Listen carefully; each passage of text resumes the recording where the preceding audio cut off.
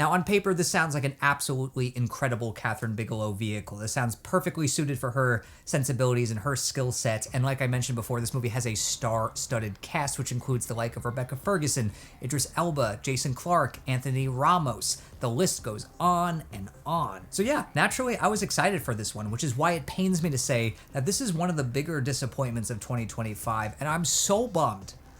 I'm so damn bummed. Now look, that's not to say there aren't things about this movie I enjoyed. I really loved like the first 40 minutes of this film because I think it does a tremendously good job setting up that central concept, that central conceit. We're getting great performances from everyone in the cast. The intensity slowly builds and that tension slowly builds, and Bigelow is directing the shit out of this thing, and she directs the shit out of this thing throughout. Her direction is absolutely the strongest part of this film. She always keeps that intensity level high. Her camera work isn't too shaky. It really feels like you're in on the action in the best way possible. It just feels like you're really like boots on the ground with these different members of government.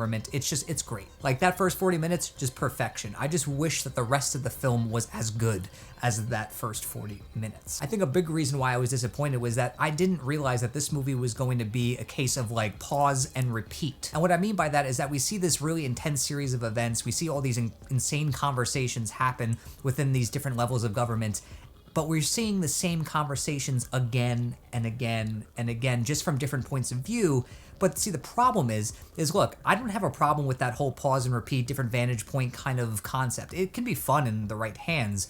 But with this script, I feel like we don't really learn anything new about these characters. It doesn't really add any new context to the story that we don't already know.